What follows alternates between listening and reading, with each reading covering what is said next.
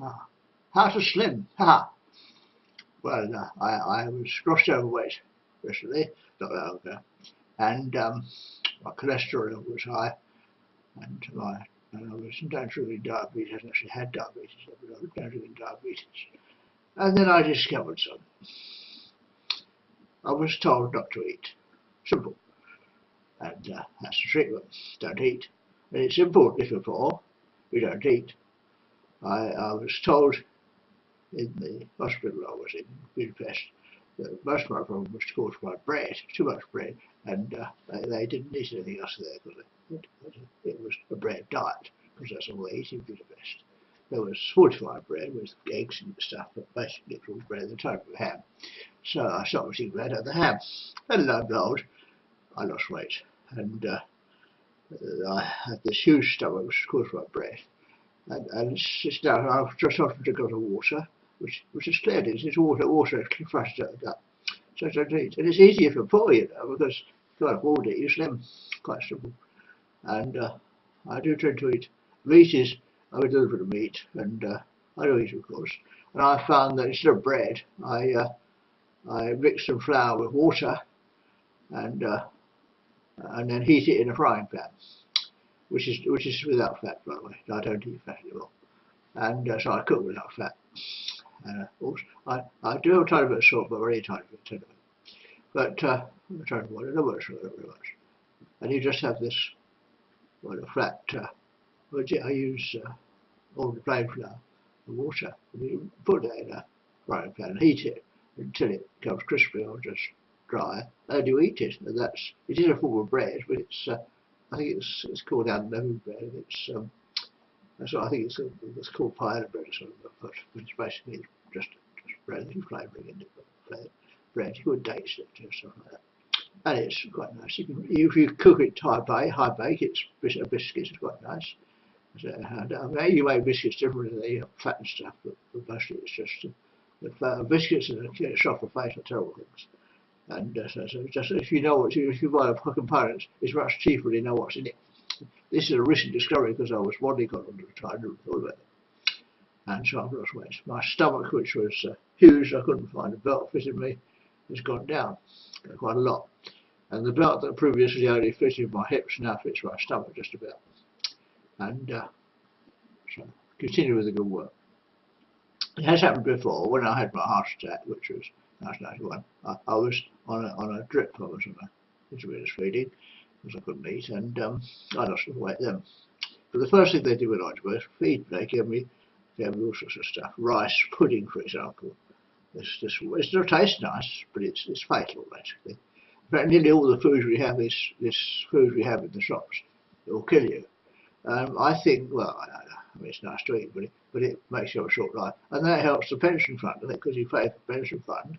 Because if you don't live to get it, it's beneficial. Of course, you go to the doctor to get all these pills that tougher for being overweight and having high cholesterol and having too much sugar in blood, which causes diabetes. And of course, you need insulin and stuff. All very expensive, wonderful treatment, and that gives the money to the doctors and feeds all the diabetes, all the clothes and to drugs. And you also get heart disease, which means you have to take heart pills. And all you have to do is stop eating.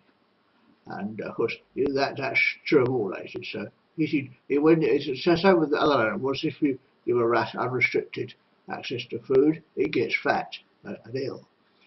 And well, not always, not all rats do it. And there's two types of rat I noticed when I was a bit of a retriever. I had read about it. You get obese mice, which and you have slim mice, and they eat the same amount of food, but the obese mice cannot metabolize their fat. It's a disease, but some people get it. And when you put them in the freezer, as living rats with nesting material, the slim mice will live, the fat mice freeze solid. That was found by a laboratory mice. I don't think I did it, but somebody has.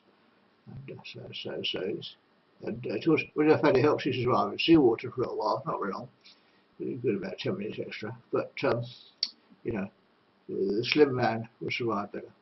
And I know this story in the Romans says, beware the Felix, they call him Felix, the slim and hungry look. That's dangerous.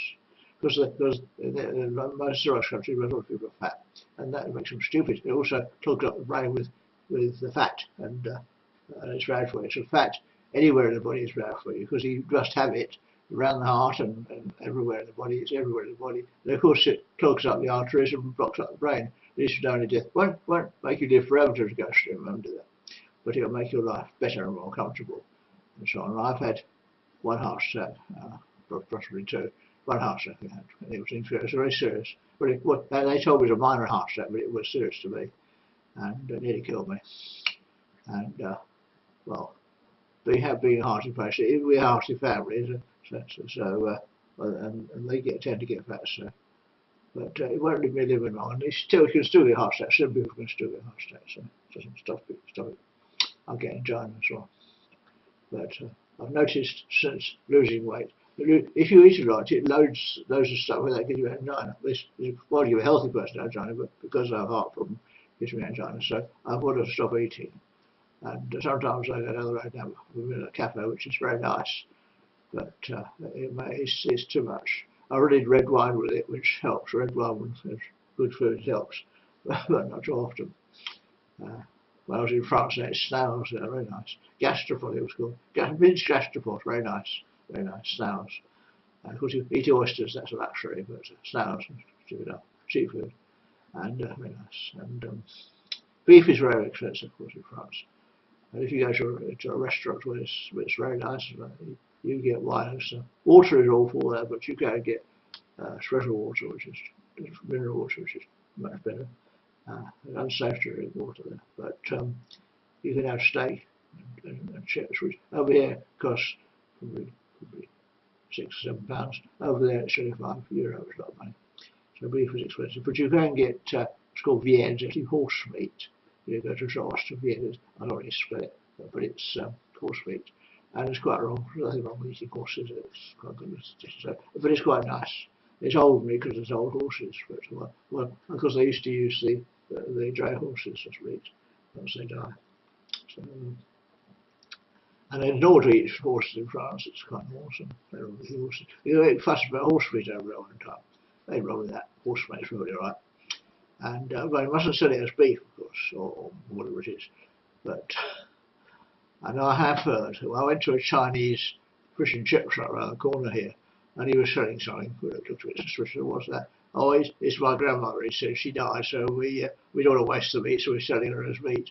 Of course, the Chinese are actually cannibals. They eat people. I don't normally kill them, but they eat them because they don't want to waste meat. So watch out for Chinese restaurant.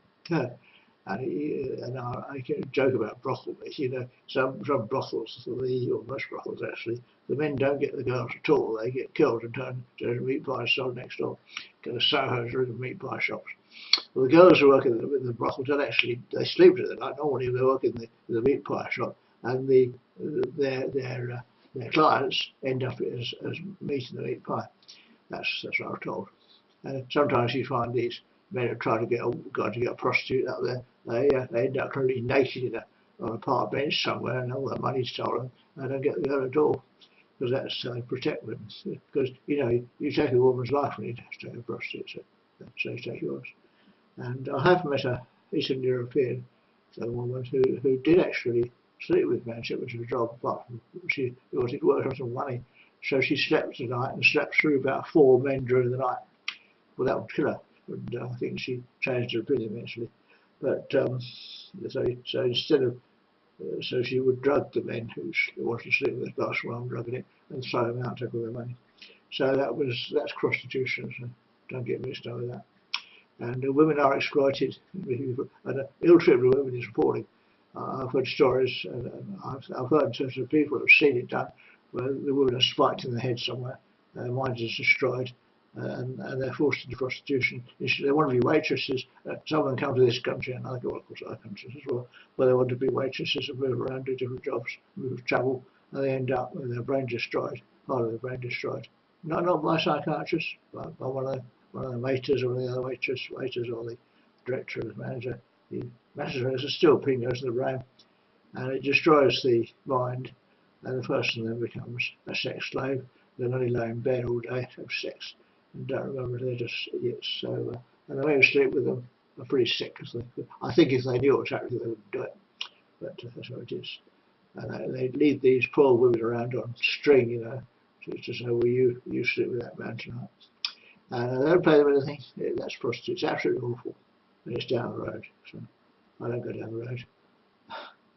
And the stories about churches down here where they go around tuffing people's brains in half with a knife, and they're dangerous. And they think it's treatment. Basically, they're killing people, taking people's minds. And it's just us, mostly women they use. It appears that the priests of those particular churches are sick people who use the women for sex and sell them, basically. So it's pretty awful. So there's an awful lot of stuff going on that I found out about, which I didn't know about. And it's really awful. And the British Army, when they go to the places, they take these army wives, which are girls hired, or God, I suppose they are hired, I don't know if they might be kidnapped, but they are hired from the local population to sleep with the men, the soldiers. And they are quite well treated, they give us salary and so on, but army wives. Unfortunately, you know the joke, you come and the Scottish guy into this room with all his girls laying nothing on, and they say, oh, that was yours, and after 10 minutes next. It's a joke. That's a bright room joke, but that's what happens. So, that's life. Man must have a wife, must have sex. And it is preferable to go without it. And, you know, the priests get boys, young boys, especially, to mess about with them in order to gain control of them. Also, men and girls as well. That's what I need, basically, and mess about. And that makes them bonded to the priest, and therefore become his congregation. And doesn't matter what religion it is, priesthood. And they sometimes put steel pins in the genitals to irritate them, cause masturbation and so on.